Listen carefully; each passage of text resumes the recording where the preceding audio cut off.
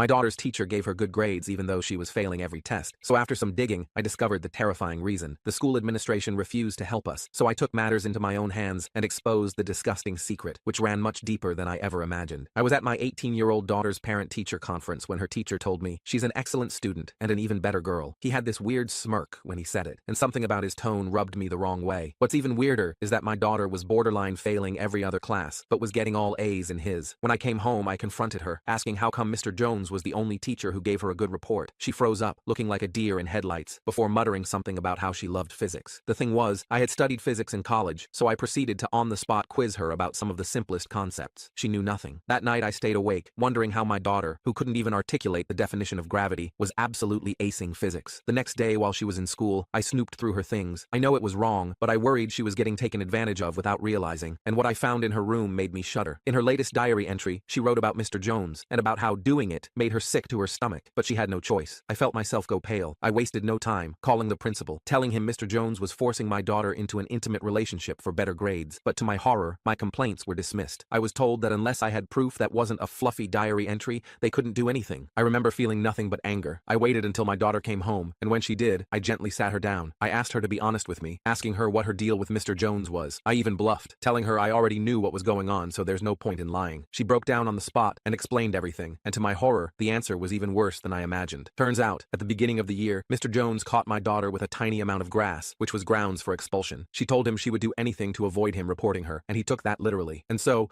once a week, my daughter goes over to his house after school, where she has dinner with him and pretends to be his deceased wife, wearing her old clothes and acting like a mother to his 3-year-old son. My daughter told me she didn't want to do it, it made her sick, but she had to. She had gone to the principal about it with hardcore evidence, but he said he couldn't do anything because she was 18, and they were both adults, free to make her own choices. She broke down in my arms, and at that moment, I knew there was only one thing I had to do. I was a police officer, I had connections, and Mr. Jones was going to pay for every messed up thing he has ever done. I decided to start gathering evidence by setting up a recording app on Sage's phone. The problem was, I knew enough about evidence laws to worry about the legal admissibility of such recordings. I'm still trying to process all of this. I reached out to my friend Owen in the district attorney's office for advice. Owen told me that in our state, one-party consent was legal, meaning Sage could record conversations she was part of without telling the other person. Looking back, I should have seen the warning signs. This was good news, but Owen warned me to be careful since I was personally involved. He suggested I document everything meticulously in case we needed to build a case later. That really affected me at the time. Sage agreed to record her next visit to Mr. Jones's house, but she was understandably terrified he might discover the phone. That really affected me at the time. I spent an evening sewing a special hidden pocket into her purse where she could store the phone with the microphone exposed. We tested it multiple times to make sure it would capture clear audio without being obvious. Looking back, I should have seen the warning signs. I wanted to build a stronger case by investigating Jones's background, but accessing the police database for personal reasons was definitely against department policy. I asked my partner Jamie to run an anonymous tip check as a favor, making it seem like it came from a concerned citizen rather than me. I'm not sure if I handled that correctly. Jamie's a good person and didn't ask too many questions, though I could tell she suspected this was personal. The background check revealed something interesting. Jones had moved between 3 different school districts in 5 years. That really affected me at the time. That's a major red flag in teaching. Most teachers stay put unless something forces them to move. Looking back, I should have seen the warning signs. Even more suspicious, the reasons for his transfers were sealed in personnel files. I needed to know what was in those files, so I reached out to Tatum in HR at the school district office. I'm not sure if I handled that correctly. I pretended it was just a routine verification for an unrelated investigation. Tatum revealed there had been concerns at his previous schools, but wouldn't elaborate without proper authorization. I'm not sure if I handled that correctly. That told me enough. There was definitely something in his past worth hiding. I decided to use my days off to visit these previous schools personally. Looking back, I should have seen the warning signs. I drove 2 hours to his last school and introduced myself to the administration as Sage's father, saying I was considering a move to their district and wanted information about former faculty. Most brushed me off, but I got lucky when I met a counselor who remembered Jones. That really affected me at the time. She seemed hesitant to share information at first, but when I showed my badge and mentioned a current investigation, which wasn't entirely untrue, she opened up a bit. The counselor revealed there had been similar complaints about Jones's behavior with female students, but nothing was ever formally filed. That really affected me at the time. Instead,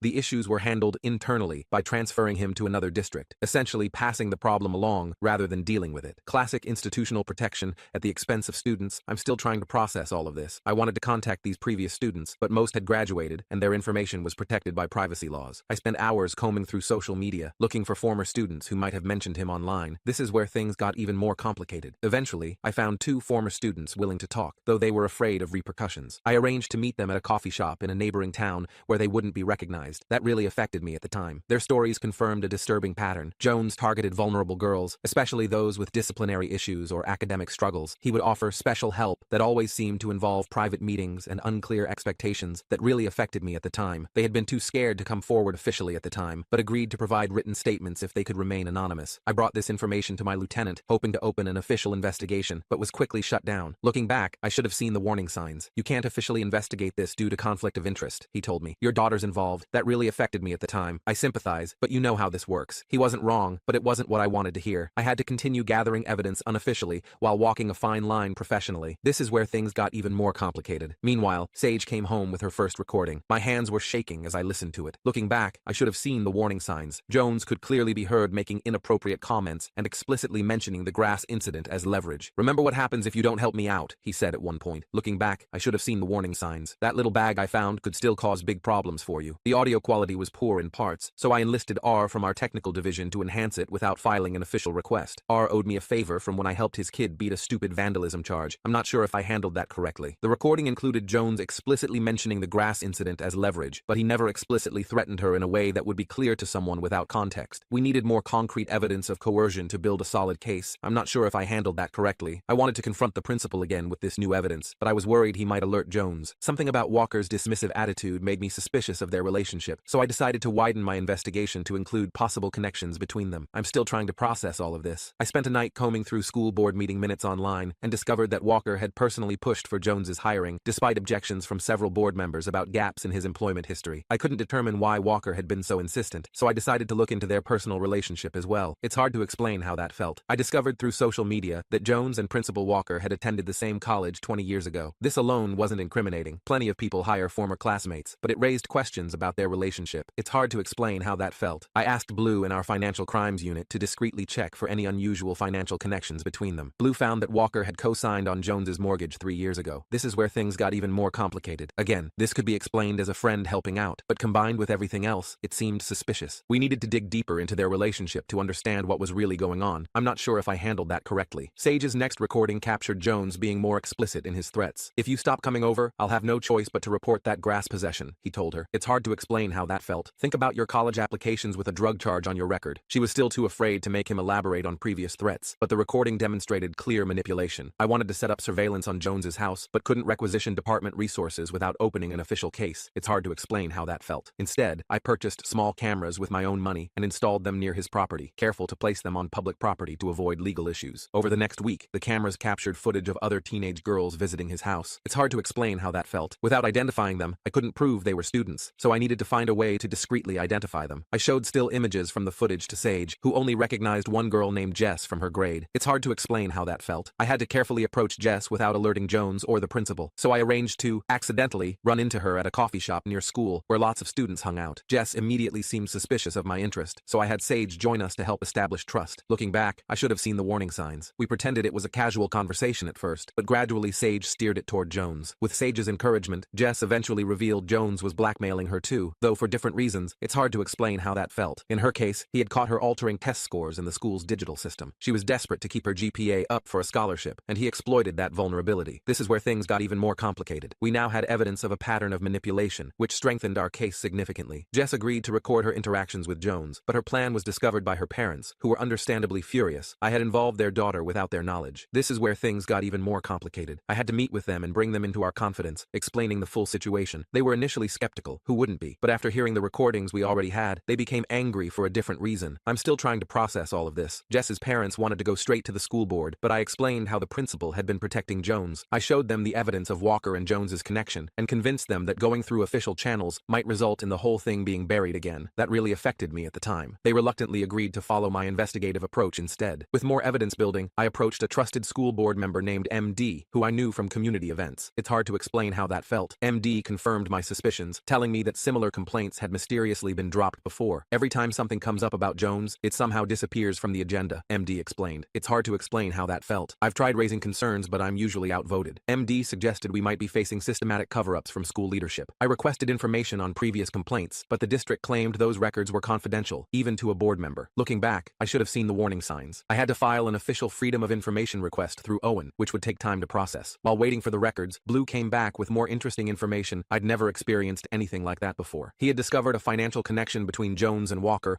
laundered through a company company listed as Advanced Educational Tutoring Services. The company had minimal online presence, just a basic website with stock photos and generic information. We needed the expertise of our financial crimes unit, but involving them officially would alert our targets. Looking back, I should have seen the warning signs. Blue found that the tutoring company had received substantial school district funds for specialized educational services over the past 3 years. Getting a warrant would alert our targets, so we had to find another angle. This is where things got even more complicated. Around this time, I learned the district was preparing for an important accreditation review that would affect their funding and reputation. Exposing a scandal could jeopardize their rating, which explained the institutional pressure to keep everything quiet. It's hard to explain how that felt. I compiled all our evidence to present to the superintendent, hoping to find an ally higher up the chain. Unfortunately, I discovered he had a long-standing friendship with Principal Walker. They played golf together weekly and vacationed with their families. I'm not sure if I handled that correctly. This explained why Walker felt so protected. I decided to approach the school board directly instead, focusing on the 3 members who seemed most independent. I'm not sure if I handled that correctly. These 3 sympathetic board members reviewed our evidence privately and agreed it was concerning, but they feared legal liability for the district if everything became public. They suggested handling it quietly by simply transferring Jones again, essentially continuing the cycle of passing predators to new hunting grounds that really affected me at the time. I refused their offer to just transfer Jones, insisting on proper accountability. This is when they showed their true colors. They threatened to discredit Sage's testimony by revealing her grass possession. This is where things got even more complicated. They tried to frame it as unfortunate collateral damage necessary to protect the district's reputation. I had to remind them about mandatory reporting laws they had violated by ignoring previous complaints, which could result in personal liability for them. It's hard to explain how that felt. That got their attention. The board reluctantly agreed to launch an internal investigation, but appointed Walker to oversee it. I'm not sure if I handled that correctly. This was like asking a fox to investigate missing chickens. I knew it would be manipulated, so I anonymously contacted local media, providing enough details to interest them. Without revealing Sage's identity, I'd never experienced anything like that before. A reporter named Sam from the local newspaper showed interest in the story, but needed more than anonymous tips to pursue it seriously. I arranged for Jess's parents, with their permission, to speak with her confidentially about their daughter's experience. I'd never experienced anything like that before. Sam began investigating, interviewing former students and requesting public records. Predictably, the district's lawyers sent cease and desist letters claiming potential defamation, so Sam had to proceed very carefully with her reporting. I'm not sure if I handled that correctly. While the media pressure built, Jones began acting suspiciously at school, canceling labs, showing videos instead of teaching, and avoiding parent interactions. Despite this obvious distraction, he was still teaching classes, which meant Sage and other girls remained uncomfortable attending his class. That really affected me at the time. I requested Sage be transferred to another physics class, but the administration claimed no other classes were available due to scheduling constraints. I had to arrange independent study options with another science teacher, who agreed to help after I hinted at the situation without breaking Sage's confidence. I'm still trying to process all of this. Jones noticed Sage's absence and contacted her directly through the school messaging system, asking why she wasn't in class and suggesting they talk privately about her grade. I intercepted the message on our family computer and saved it as additional evidence of inappropriate contact outside school channels. It's hard to explain how that felt. As word spread quietly through the parent community, more parents began coming forward with concerns about Jones. Many had dismissed their children's discomfort previously, assuming it was just normal teenage complaints about teachers. I'm not sure if I handled that correctly. Now they recognized the pattern. Still, many were afraid of academic repercussions for their children, especially those applying to colleges. I'm not sure if I handled that correctly. We formed a parents' coalition for mutual support and protection, meeting weekly at different homes to avoid drawing attention. Our coalition planned to attend the next school board meeting en masse to demand action. I'd never experienced anything like that before. Apparently anticipating this, the district changed the venue last minute to a smaller room in an administrative building across town, clearly trying to limit attendance. We organized carpools and ensured maximum participation despite the change, arriving early to fill the room before district employees could take all the seats. Looking back, I should have seen the warning signs. At the meeting, we demanded action during the public comment period. The board members claimed they couldn't discuss personnel matters publicly due to privacy laws. I'm still trying to process all of this. We were prepared for this tactic. Each parent took their allocated 3 minutes of public comment time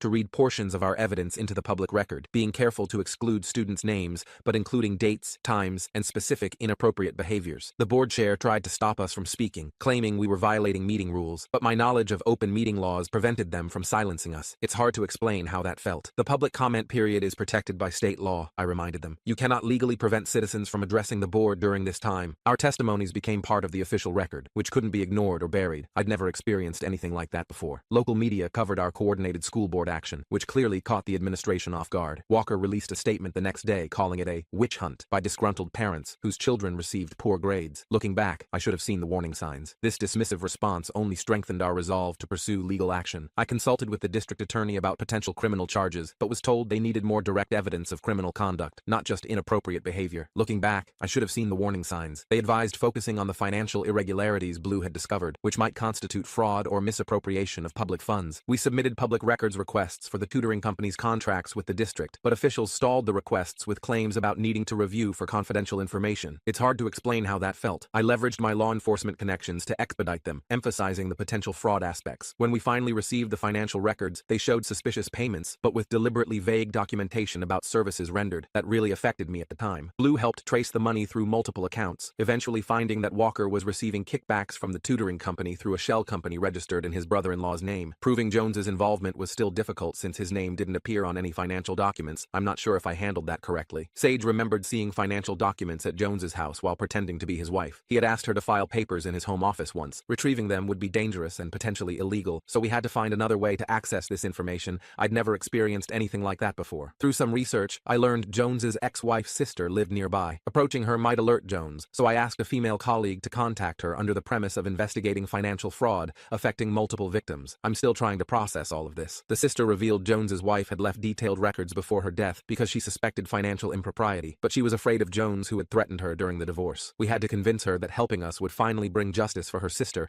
as well as protect current victims. It's hard to explain how that felt. With the sister's help, we obtained documents showing Jones and Walker had been running similar schemes at multiple schools over the past decade. Some evidence was years old and might fall outside statute of limitations, so we focused on current financial transactions that clearly showed fraud. That really affected me at the time. I took the financial evidence to the district attorney, who agreed it showed concerning patterns, but said it still wasn't enough for criminal charges against both men. We needed to find proof that students were being exploited in connection with the financial scheme to elevate the severity of the charges. Looking back, I should have seen the warning signs. Further investigation revealed Jones was recruiting vulnerable students to work for the tutoring company, writing papers that were sold to others. The students weren't actually tutoring anyone. They were producing academic work that was being sold to college athletes and other students. This is where things got even more complicated. One former student revealed they were writing papers for college athletes at the state university, but was afraid of academic repercussions that could affect their own college career. We arranged immunity through the district attorney in exchange for their testimony. That really affected me at the time. With this connection established, we uncovered a scheme where Walker and Jones were selling papers to college athletes through their tutoring company, using coerced high school students to produce the work. This was not only academic fraud, but also exploitation of minors. I'm not sure if I handled that correctly. We still needed more concrete evidence, so with the DA's approval, we set up a sting operation with an undercover officer posing as a college athlete's representative, seeking papers for the upcoming term. The sting operation successfully documented Jones arranging a paper-selling transaction, including prices and delivery terms. I'm still trying to process all of this. During the meeting, he even boasted about the quality of his writers and how they had never been caught for plagiarism. However, Walker wasn't present, so we still needed to prove his involvement beyond the financial records. It's hard to explain how that felt. During the sting,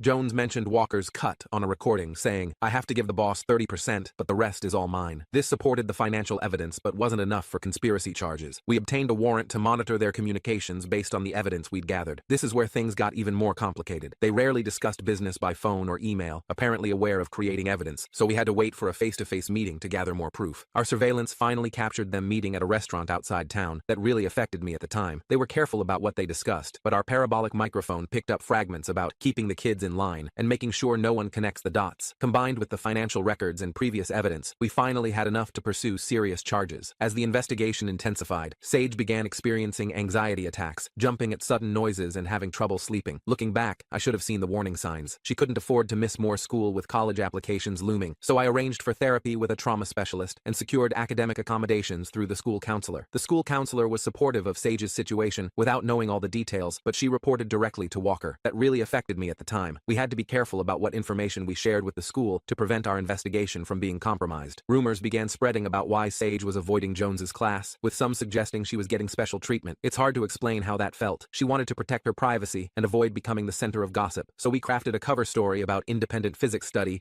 due to schedule conflicts with college preparation courses. Other students began ostracizing Sage when Jones implied she was lying about needing alternative arrangements. I'm not sure if I handled that correctly. He never directly accused her, but made comments in class about students who make up excuses while looking at her empty seat. Fortunately, her friend JP stood by her, even defending her to other students. Without knowing all the details, I'd never experienced anything like that before. I was working double shifts to maintain my regular police duties while investigating, often staying up late reviewing evidence or meeting with parents. This affected my health. I lost weight, developed insomnia, and started getting frequent headaches. I'm not sure if I handled that correctly. My lieutenant finally noticed when I nearly fell asleep during a briefing and questioned me afterward. I had to reveal parts of the investigation to my lieutenant, though I was afraid of being ordered to stop due to my my personal involvement, I'd never experienced anything like that before. I emphasized the financial crimes aspect rather than my personal connection, highlighting the evidence of fraud and exploitation that affected the entire community, not just my daughter. My lieutenant was surprisingly sympathetic after hearing the details and offered department resources to properly document the evidence we'd gathered. It's hard to explain how that felt. This meant filing official reports, so we had to carefully structure the investigation to protect Sage's privacy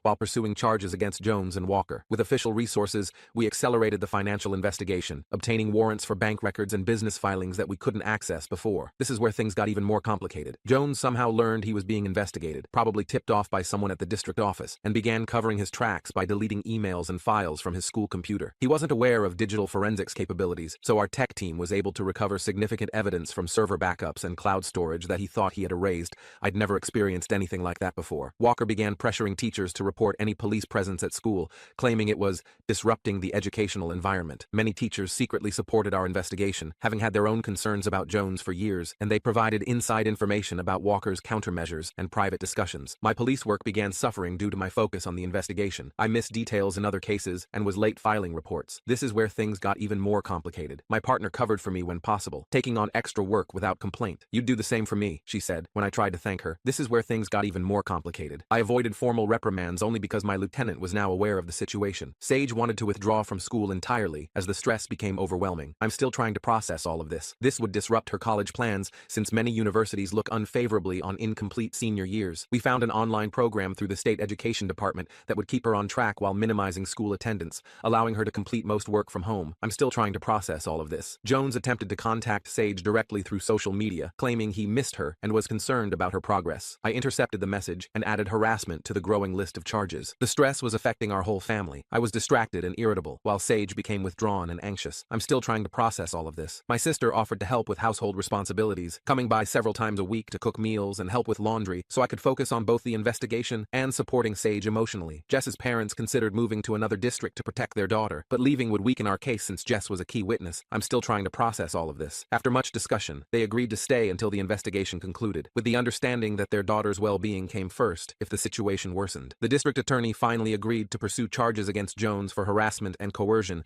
based on our accumulated evidence that really affected me at the time. However, he wanted more evidence against Walker before charging him as well, so we focused on proving Walker's knowledge of Jones's activities with students. We interviewed the school secretary who handled student discipline records, but she was afraid of losing her job if she spoke against her boss. It's hard to explain how that felt. We had to offer her whistleblower protections through the district attorney's office to secure her cooperation. The secretary revealed Walker had systematically buried complaints against Jones, removing them from official records or reclassifying them as misunderstandings. She claimed she was just following orders and hadn't realized the extent of the misconduct. I'd never experienced anything like that before. We needed to prove Walker's intent rather than just procedural violations. We discovered Walker had overridden the school's digital disciplinary system to erase records of complaints against Jones. I'd never experienced anything like that before. What he didn't know was that the system maintained hidden audit logs that couldn't be accessed through the normal interface. Our tech experts recovered the deleted complaints, revealing a pattern of reported misconduct that had been deliberately concealed. I'm not sure if I handled that correctly. The recovered files showed multiple complaints against Jones over 2 years from different students and parents. To connect this to the financial scheme, we traced the timing of complaints to financial transactions, creating a timeline that showed increased payments to Walker after each buried complaint. This is where things got even more complicated. This correlation suggested a form of blackmail or payment for protection, though it wasn't definitively proof of such an arrangement. One of the recovered complaints specifically mentioned Jones forcing a student to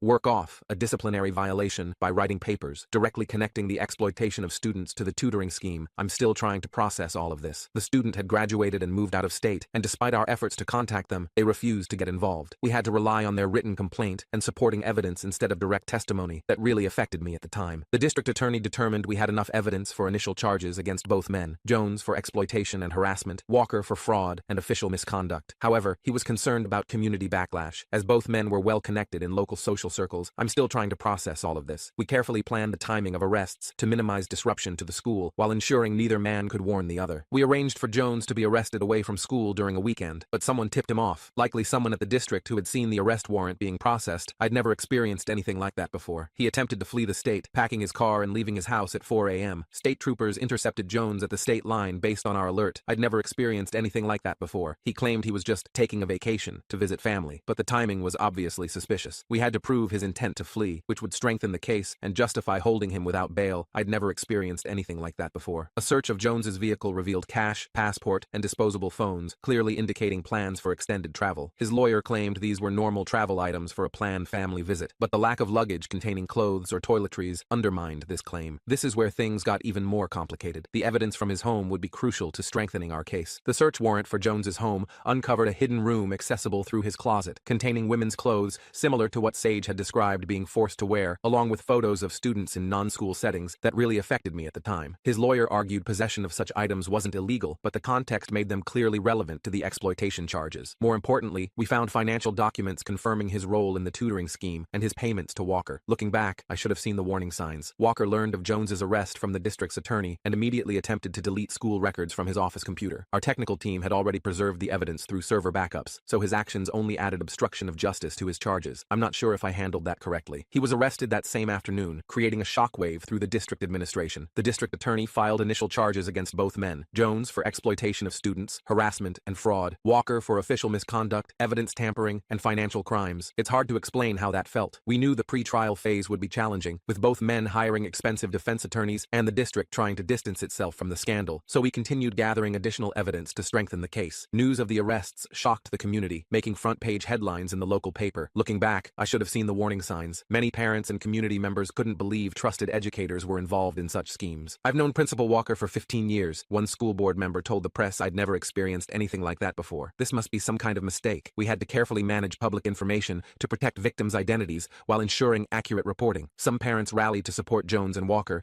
creating a fair treatment committee that questioned the legitimacy of the charges. Looking back, I should have seen the warning signs. They suggested this was a witch hunt based on disgruntled students seeking revenge for poor grades. However, as more students began coming forward with similar stories once they saw others speaking up, public opinion began shifting toward believing the accusation that really affected me at the time. The school board called an emergency meeting to address the crisis, but attempted to frame it as isolated incidents rather than acknowledging the systemic failures that allowed the situation to develop. I attended with several other parents and presented evidence of the administration's pattern of protecting Jones despite multiple complaints over years that really affected me at the time. The board voted to place Walker on administrative leave, but appointed his assistant principal, a close ally who had helped conceal complaints, as interim principal. We had to monitor the school administration for continued obstruction as the case proceeded. I'm still trying to process all of this. Students organized a walkout in support of Sage and other victims, with over 200 students refusing to attend classes for a day. School administration threatened disciplinary action, claiming the protest violated attendance policies. Looking back, I should have seen the warning signs. Parents and community members joined the walkout to protect the students from repercussions, creating a human barrier between administrators, taking photos of participants, and the students themselves. Local media covered the walkout extensively, interviewing student organizers and supportive parents. It's hard to explain how that felt. Jones's lawyer claimed the coverage prejudiced the jury pool and petitioned the court for a change of venue. The judge instead issued a limited gag order preventing law enforcement and prosecutors from discussing specific evidence with the media. This is where things got even more complicated. Within the constraints of the gag order,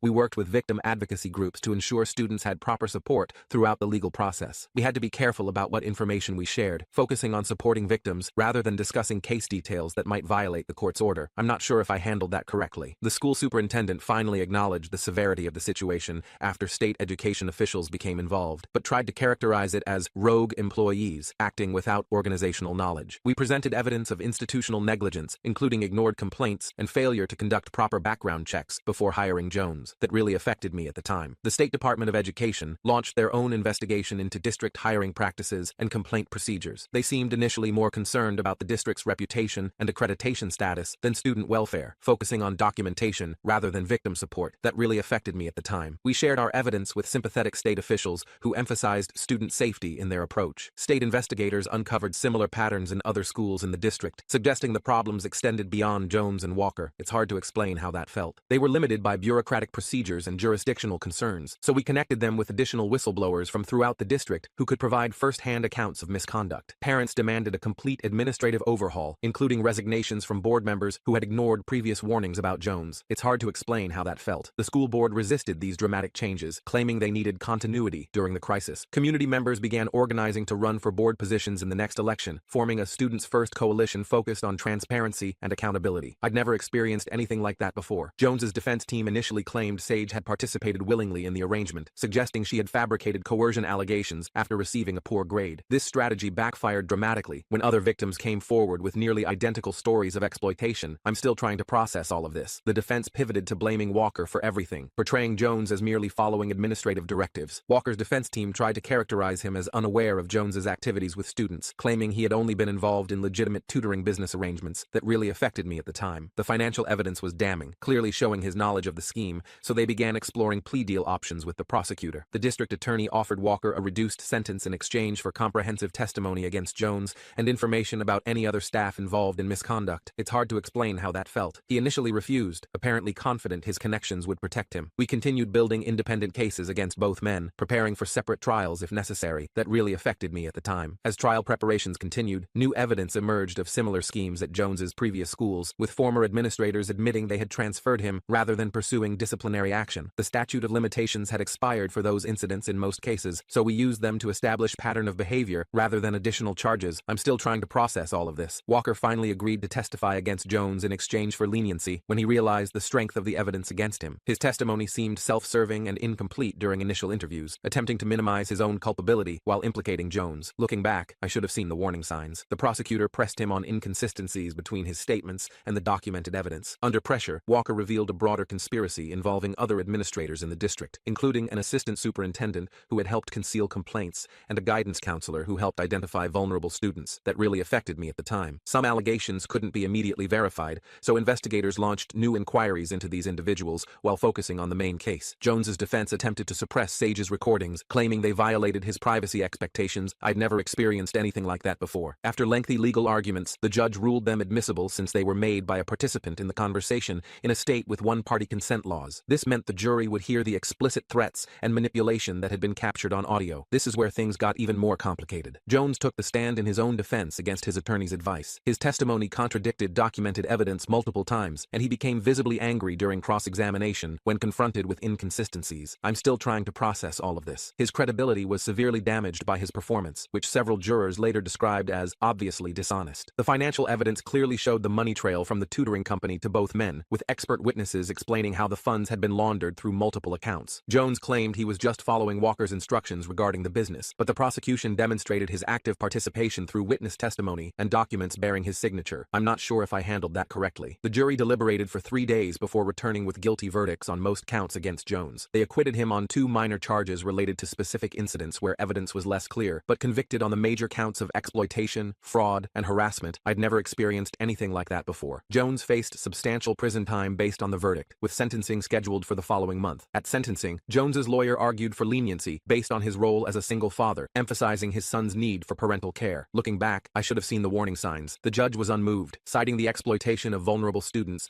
and breach of professional trust as aggravating factors. The court cannot ignore that you used your position of authority to manipulate and exploit the very students you were employed to educate and protect, the judge said, before sentencing him to 15 years in prison. That really affected me at the time. Walker received a reduced sentence of 7 years due to his cooperation with prosecutors, which helped build cases against other district employees. Many victims and their families felt his punishment was insufficient, given his role in enabling years of misconduct. I'd never experienced anything like that before. We focused on the systemic reforms his testimony had triggered, including complete revisions of hiring practices and complaint procedures throughout the district. The school board finally acknowledged the systemic failures that allowed the situation to develop, issuing a formal apology to students and families. It's hard to explain how that felt. However, they claimed financial constraints limited their ability to implement comprehensive oversight improvements, prioritizing legal defense funds over reform measures. Community activists pushed for a complete leadership overhaul, organizing protests at board meetings and launching a recall petition against the most resistant members. I'd never experienced anything like that before. A special election was held for 3 board positions that had been vacated by resignations. Established interests poured money into maintaining status quo candidates who promised stability and moving forward. We organized grassroots support for reform candidates, hosting community forums and going door to door to explain the importance of new leadership. That really affected me at the time. 3 new board members were elected on reform platforms, campaigning on promises of transparency and accountability. They faced resistance from remaining members who controlled the majority, resulting in contentious meetings and procedural obstacles. Looking back, I should have seen the warning signs. Progress on policy changes was initially slow as the new members learned to navigate the bureaucracy and build coalitions. The state mandated comprehensive reforms for the district, including new hiring procedures, complaint tracking systems, and regular audits of disciplinary actions. It's hard to explain how that felt. Implementation required significant resources, which the district claimed it couldn't afford, while also paying legal settlements. The new board members prioritized safety measures over administrative costs, cutting district office positions to fund the required changes. That really affected me at the time. Sage and other victims filed civil lawsuits against the district, seeking damages for the emotional trauma and educational disruption they had experienced. The district's insurance company hired aggressive defense attorneys who initially initially tried to blame the victims for not reporting earlier or participating in the scheme. I'd never experienced anything like that before. We connected the victims with specialized attorneys who worked on contingency and had experience with institutional abuse cases. After months of legal maneuvering,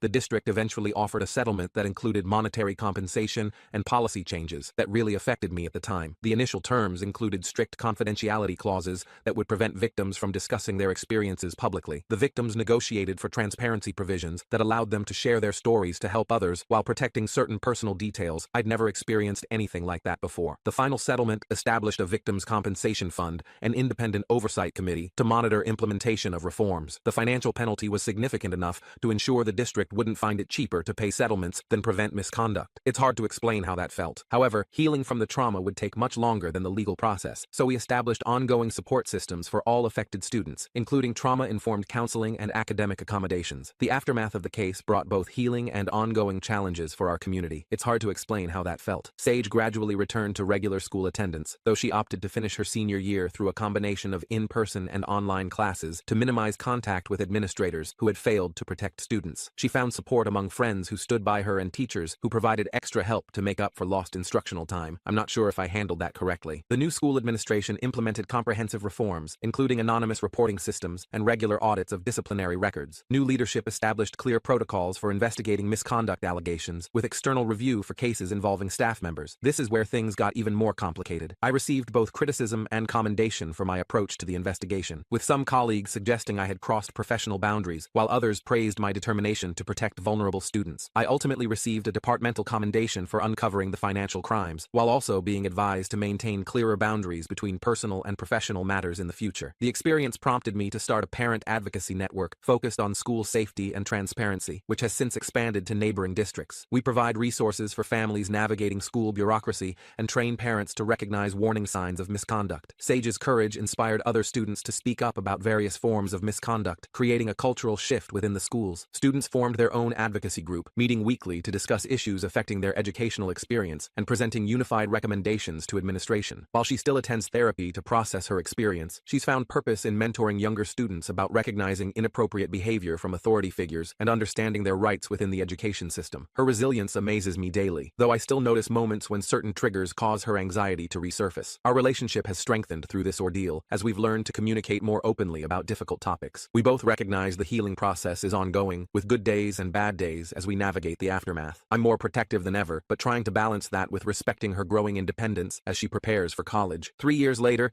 Jones remains in prison, his appeals exhausted by courts that found no procedural errors in his trial. Walker was recently denied parole due to his lack of genuine remorse, with the parole board noting his continued attempts to minimize his responsibility during hearings. The tutoring company scheme was completely dismantled, with recovered funds redirected to legitimate student services, including expanded counseling resources and academic support programs. The district now requires multiple layers of approval for any outside contracts. The most important outcome wasn't just the legal victory, but watching Sage gradually reclaim her confidence and sense of agency. During her victim impact statement at sentencing, she looked Jones directly in the eyes and said, "You tried to take my power, but in fighting back, I found strength I never knew I had." As she prepares for college now, specializing in advocacy and social justice, I see how this terrible experience has shaped her into someone determined to prevent others from facing similar abuse. She's planning to study law with a focus on educational policy, hoping to strengthen protections for students at a systemic level. Though I would give anything to have spared her this pain, I'm immensely proud of the resilient young woman she's become. Last week, she received her college acceptance letters, along with a substantial scholarship for students who have overcome significant adversity. As we celebrated over dinner, she told me, "Dad, I couldn't have survived this without you believing me from the very beginning." That moment made every late night, every procedural hurdle, every criticism worth it. The system tried to silence my daughter, but together, we found justice not just for her, but for every student these men had exploited. It wasn't easy, and it certainly wasn't quick, but it was absolutely necessary. What started as a parent's concern during a routine teacher conference ended up exposing corruption that had been festering for years. If there's one thing I've learned through all of this, it's that sometimes you have to trust your instincts, even when institutions try to dismiss your concerns. The truth matters, especially when powerful people try to bury it. Looking back now, nearly 5 years after that first parent-teacher conference, it's honestly surreal to think about how one weird conversation with a creepy physics teacher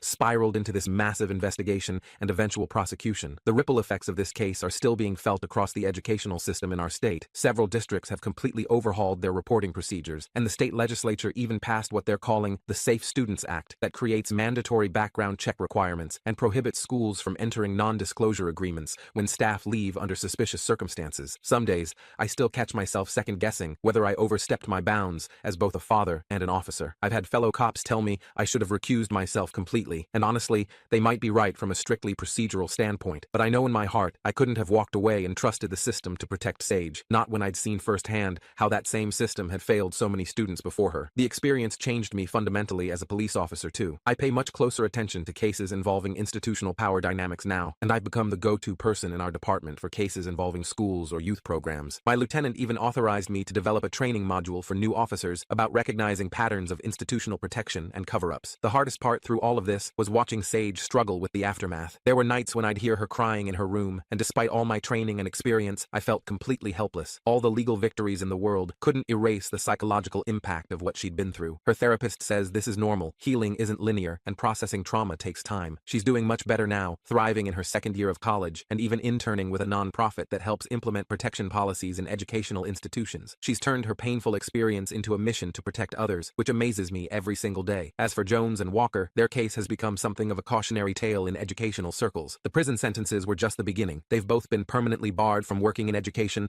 and have lost their teaching credentials and administrative licenses. The tutoring company scandal eventually led to investigations at the collegiate level too, resulting in academic penalties for several college athletic programs that had purchased papers from their operation. The breadth of their scheme was actually much wider than we initially thought, spanning at least 5 school districts and 3 universities over nearly a decade. Sometimes I wonder how many other Jones and Walkers are out there, exploiting their positions of authority while institutions look the other way. That thought keeps me up at night occasionally, but it also motivates me to keep doing this work. The Parents Coalition we formed during the investigation has evolved into a permanent advocacy organization that monitors school board decisions and provides support for families navigating disciplinary issues. We've helped several other students come forward about different types of misconduct, though thankfully nothing as systematic as what Jones and Walker were doing. The one silver lining through all of this has been watching our community transform. Where once there was blind trust in educational authorities, there's now healthy skepticism and genuine accountability. Parents are more engaged, students know their rights better, and administrators understand that covering up problems will cost them more than addressing them properly. I'm not naive enough to think we've solved the problem completely. Power can always be abused, and institutions will always be tempted to protect themselves first. But at least in our corner of the world, the balance has shifted a bit more toward justice and transparency. As for me and Sage, we've had to rebuild some of the trust that was damaged when I searched her room and read her diary. That was a low point for sure, and even though it led to uncovering the truth, it was still a breach of her privacy that took time to heal. We've had some brutally honest conversations about boundaries, trust, and what it means to respect each other as she transitions into adulthood. Those conversations weren't always easy, but they were necessary. Looking ahead, I'm cautiously optimistic. The reform candidates who won school board seats have managed to build enough support to implement real changes in district policy. The independent oversight committee established by the settlement has actual teeth, with authority to access records and investigate complaints without administrative interference. And most importantly, students like Sage and Jess have shown younger kids that speaking up about abuse is brave, not disloyal. If you're reading this and recognizing similar patterns in your own community or your child's school, please don't ignore those red flags. Document everything, find allies, and be persistent. Systems protect themselves by design, but they're not impervious to determined pressure from people who refuse to back down. The truth has a weight of its own, and eventually, if enough people push for it, that weight becomes impossible to suppress.